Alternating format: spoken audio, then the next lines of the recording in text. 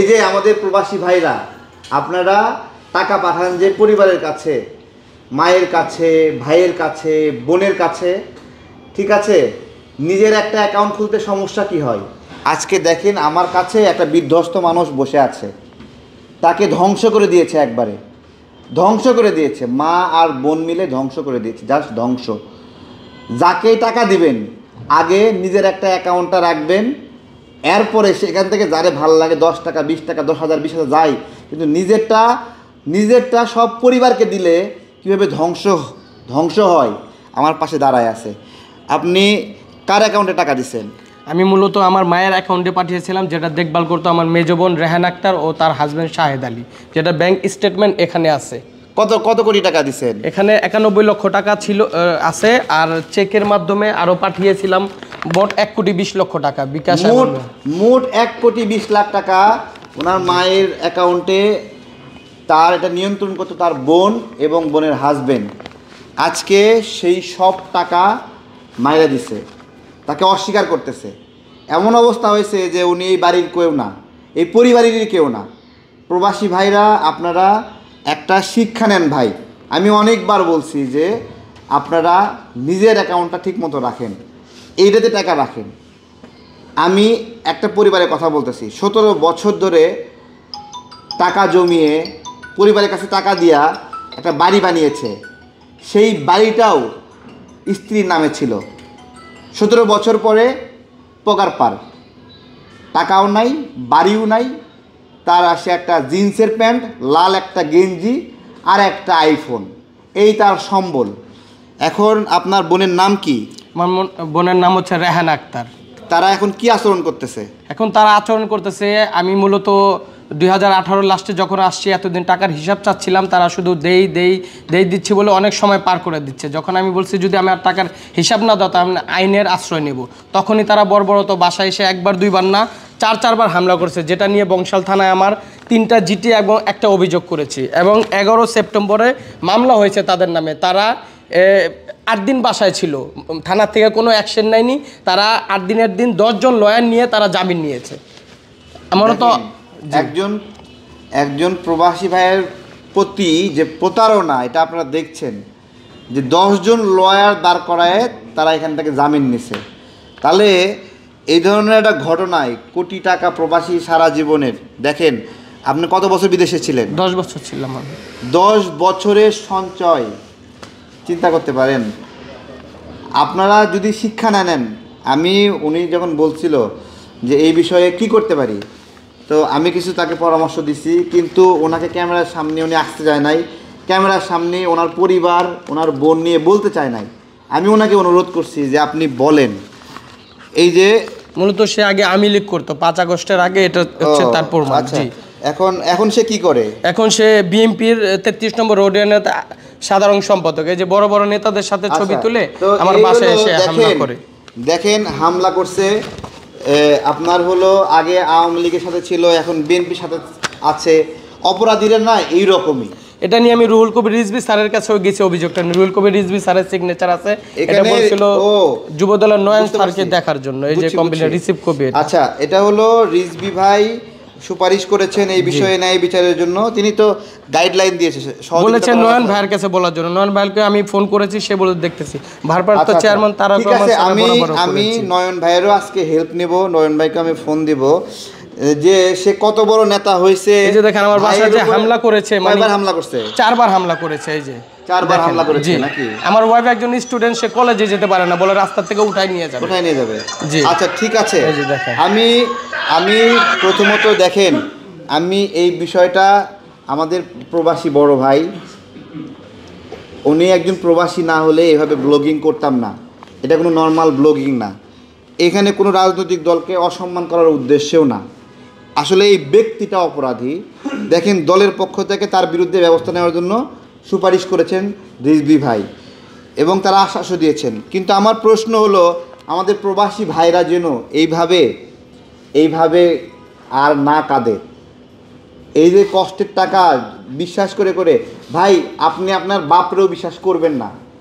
আপনার বাপের আপনি একমাত্র সন্তান না, আপনার বাপের আরও সন্তান আছে, এবং সেই বাপ সেই সন্তানদের জন্য এই টাকাগুলো এইভাবে দিয়ে দেয়। অনেক উদাহরণ আছে কুমিল্লা, নোয়াখালী, সিলেট, লক্ষ্মীপুর, চাঁদপুর অনেক প্রবাসী ভাই নিঃস্ব হয়েছে। আমি এই ধরনের অভিযোগ নিতে নিতে জাস্ট পেরেশানি। আজকে আমার পক্ষ থেকে প্রথমত মাননীয় আইন উপদেষ্টা স্যারের বরাবর আসিফ নজরুল স্যারকেও বলছেন, আচ্ছা আসিফ নজরুল স্যারকেও তিনি অভিযোগ দিয়েছেন, কিন্তু কোনো কাজ হয়নি, কেউ কোনো হেল্প করছে না, কেউ কোনো হেল্প করছে না। ডিবিতে যেটা চলমান আছে, ডিবির যে চিফ স্যার আছে, উনি প্রধান স্যার বলছেন, উনি ওই ডিসির যে লালবাগ বিভাগের মুস্তাক সরকার স্যার আছে, এটা তো উনি দেখতেছেন, হার্ডলিভাবে দেখতেছেন। এই মাসের 1 তারিখে বিবাদীদের ডাকিয়েছিল, তারা হাত ভাঙ্গার নাটক দেখায়, তারা আসে নাই। জি, আমি ডিবি প্রধান স্যার আপনাকে অনুরোধ করছি, আপনি যেহেতু এটা দেখছেন, আমি সবাইকে সমন্বয় করার বলছি।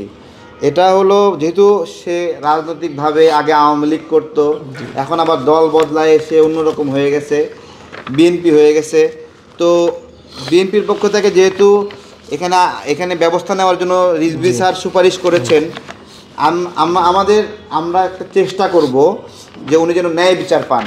আমরা এখানে আসিফ নজরুল স্যারের নাম বলছি, স্যার আপনি মন খারাপ করবেন না, ডিবি প্রধানের নাম নিয়েছি, মন খারাপ করবেন না। এখানে আরও যে রাজনৈতিক ব্যক্তিবর্গের নামটা এখানে নিয়েছি, তাদের সহযোগিতার বিষয়ে আপনারা এই ভিডিওটা দেখে মন খারাপ করবেন না। আমি কথা বলছি কিন্তু উনি কান্না করতেছেন। এইভাবে আমাদের প্রবাসী ভাইরা কান্না করবে? আমার প্রবাসী ভাইদের উদ্দেশ্যে কিছু বলার আছে আপনার? আমি বিশেষ করে আপনারা যারা প্রবাসী আছেন, আমার মতো কেউ এমন ভুক্তভোগী হবেন না যে নিজের একটা অ্যাকাউন্ট করবেন, মা বলেন, ভাই বলেন, নিজের ওয়াইফকে বলেন, ভাই বোন কাউকেই টাকা পাঠাবেন, যতটুকু পাঠাবেন মাসিক খরচটা পাঠাবেন, বাকিটা নিজের অ্যাকাউন্টে জমা রাখবেন। আর বিশেষ করে যে আমাদের প্রধান উপদেষ্টা ইউনূস স্যারকে বলতেছি, ও আমাদের স্বরাষ্ট্র উপদেষ্টা, ও আমাদের প্রবাসী কল্যাণ মন্ত্রণালয়ের যে উপদেষ্টা আছে আসিফ নজরুল স্যার, আপনারা প্লিজ প্রবাসীদের একটু হেল্প করেন। প্রবাসীরা দাঁড়ে এমন ঘুরতেছে, ঠোকর কাটছে, এয়ারপোর্ট থেকে নিয়ে যে কোনো জায়গায় প্রবাসীদের কোনো দাম নেই। সবাই শুধু বলে প্রবাসীরা রেমিটেন্স যোদ্ধা, সব জায়গায় তাদের সম্মান উঁচু, কিন্তু আমি নিজে দেখতেছি এরা ভুক্তভোগীদের কোনো সম্মান উঁচু নেই। আমি যত জায়গায় গিয়েছি, এমনকি আইন উপদেষ্টা স্যারের এখানেও দেখা করতে গিয়েছি, সকাল 9টা বাজে গিয়েছি, রাত 9টা বাজে এসেছি। এই পর্যন্ত একদিনও 5 দিন যে একদিনও দেখা করতে পারিনি, কিন্তু সে এক সময় বলেছে যে আমার কাছে কোনো ক্ষমতা আসলে আমি সবাইকে হেল্প করব, কিন্তু এই পর্যন্ত আমি কোনো হেল্প পাইনি। যাদের নামটা বলছি বিভিন্ন অভিযোগ আসছে, দয়া করে ওনার প্রতি প্রতিশোধ পরায়ণ হবেন না, উনি একজন ক্ষতিগ্রস্ত মানুষ। আমি চাই আপনারা সবাই মিলে আমার এই প্রবাসী ভাইটাকে হেল্প করবেন। আমরা একটা ভিডিও ব্লগিং করলাম, মূলত আমাদের প্রবাসী ভাইরা যারা এরকম ক্ষতিগ্রস্ত হয় তারা যেন সাবধান হয়, সতর্ক হয়, সেই জন্য মায়া করে এই ভিডিওটা করছি। এটাকে প্রতিশোধ হিসেবে, রাগ হিসেবে কেউ নেবেন না, অনুরোধ করছি। এবং আপনাদের কাছে আবার আমার এই ভাই যাবে, আমি নিজেও ফোন দেব, আমি চাই এটা একটা সুরাহা হোক। আমি আজকেই ডিবি প্রধান স্যারের ফোন দেব, আসিফ নজরুল স্যারের প্রতিনিধি বা তাকে আমি মেসেজ দেব, আমি চেষ্টা করব। কিন্তু প্রবাসী ভাইদের অনুরোধ, পরিবারের কাছে খরচ ছাড়া অতিরিক্ত 1 টাকাও যদি হয় সেটা আপনার অ্যাকাউন্টে রাখবেন। খরচ যা যা লাগে সব দেন, ফোন কিনে দিবেন, উপহার কিনে দিবেন, যা দেন। কিন্তু ভাই, এই যে বয়সের শেষে আইসা আপনার শরীর আর কাজ করতে মন চাইবে না, কাজটা করতে পারবেন না, আপনি ভেঙে পড়বেন। তাই সেই সময়ের জন্য নিজের জন্য কিছু রাখতে নিজের অ্যাকাউন্টে রাখেন। কাউকে দিয়ে জমি কিনাবেন না। 10 বছর কাজ করছেন, নিজের দেশে আইসা নিজের একটা জমি নিজে কিনে রেখে চলে যাবেন। দেশে আশেপাশে আত্মীয় স্বজনকে দেখা দিয়ে করলেন, পরিবারকে দেখলেন। ভাই আপনি দিল দিয়ে খাটতে খাটতে খাটতে খাটতে মরে যান, ঠিক আছে? কারো এই বিন্দু পরিমাণ ফিলিংস হবে না, কেউ আপনারে ভালোবাসবে না, কেউ না মানে কেউ না। বিষয়টা খালি একটা প্রমাণ দিবেন যে যারা নিয়মিত দিচ্ছেন না, দিচ্ছেন আপনি একটা মাস অসুস্থ থাকার ভান করেন যে আমি একটু শরীর খারাপ, কাজ করতে পারতেছি না, টাকাটা এই মাসে দিতে একটু সমস্যা হচ্ছে, তোমরা একটু চালায় নাও, তাহলে আসলে মুখোশটা দেখতে পারবেন যে কীরকম আচরণটা করে। সর্বশেষ কিছু বলার আছে কিনা? আমি সর্বশেষ একটাই কথা বলবো, আমি অনেক দলের নেতা বলেন, অনেক এনসিপি বলেন, সব নেতার কাছে আমি গিয়েছি, কেউ করে না। আমি অনেক ধন্যবাদ জানাই আমাদের তারেক ভাইকে, যে আম জনতার দলের প্রধান, উনি ভাই আমাকে মনের উদার হয়ে মানবিকভাবে উনি আমাকে এতটুকু সাহায্য করেছে। আমি অনেক দৌড়াইছি, আজকে 5টা বছর ধরে বাংলাদেশে এসে আমি ঘুরতেছি, কোথার থেকে কোনো আমি উপকার পাইনি। এই প্রবাসী কল্যাণ মন্ত্রণালয় এই পর্যন্ত আমি 3বার অভিযোগ করেছি, প্রত্যেকটা রিসিভ কপি আমার কাছে আছে, দেখেন রিসিভ কপি প্রত্যেকটা আছে। আমি কোথার থেকে কোনো উপকার পাইনি। আমাদের মতো যারা প্রবাসীরা উনি হেনস্থার শিকার হবেন, তারেক ভাইয়ের মতো মানুষ যারা মনে আছেন তাদেরকেও আপনারা দেখবেন, উনি অনেক অসংখ্য ধন্যবাদ যে তারেক ভাই আমার ব্যাপারটা দেখেছেন। আমি ভাইকে সেলুট জানাই। আমার দলের আমি প্রধান না, আমাদের প্রধান মিয়া মশিউজ্জামান স্যার, কর্নেল মিয়া মশিউজ্জামান স্যার, আমি সাধারণ সম্পাদক হিসেবে আছি। বিষয় হলো আমরা সতর্ক করতে পারি, বিভিন্ন বিষয়ে একটা মামলা নিচ্ছে না সেই বিষয়গুলো ছোটো ছোটো বিষয়ে হেল্প করতে পারি। আমরাও অত ক্ষমতাশালী না যে আমাদের হুমকি ধামকি বা এই বিষয়গুলোতে হেল্প হবে এরকম না। আমরা আমাদের জায়গা থেকে কাজ করি।